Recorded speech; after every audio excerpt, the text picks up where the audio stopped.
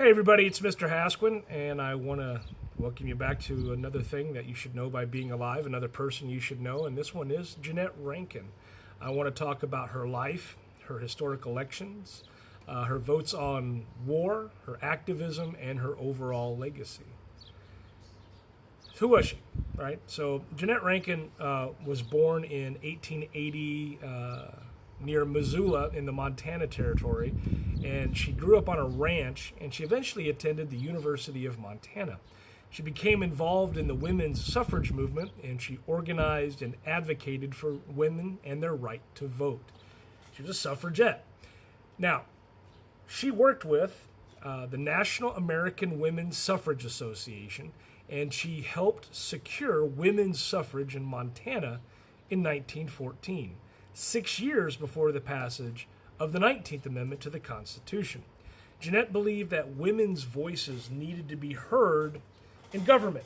And so, in 1916, Jeannette Rankin was elected to the United States House of Representatives from Montana, becoming the first woman ever elected to Congress.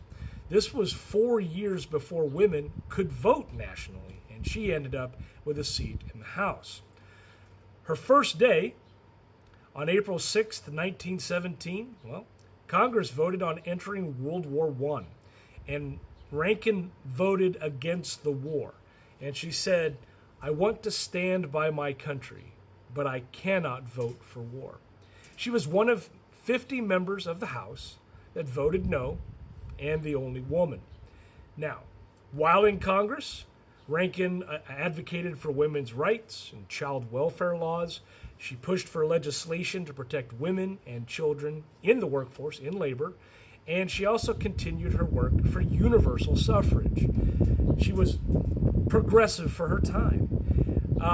She lost her re-election in 1918, but she did remain active. She continued advocating for peace and suffrage and labor rights.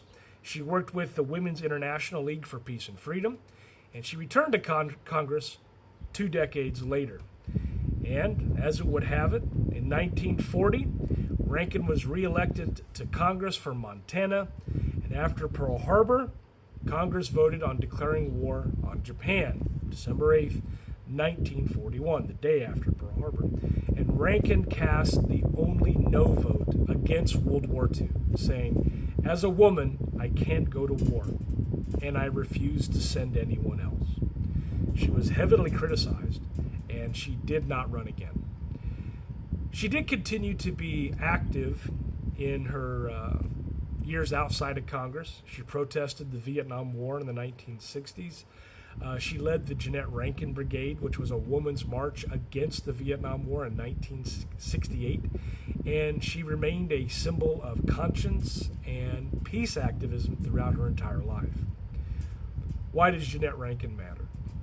Her life shows us that there is an importance for having representation in government. Her role as a woman in Congress was important.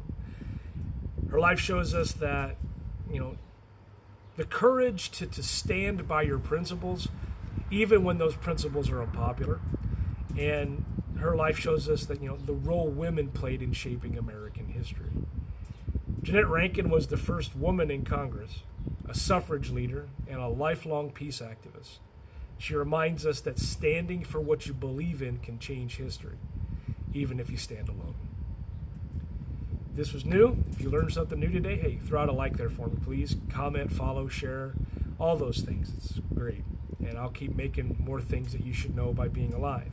Because voices like Jeannette Rankin's continue to inspire the fight for justice and for peace. Thanks for watching.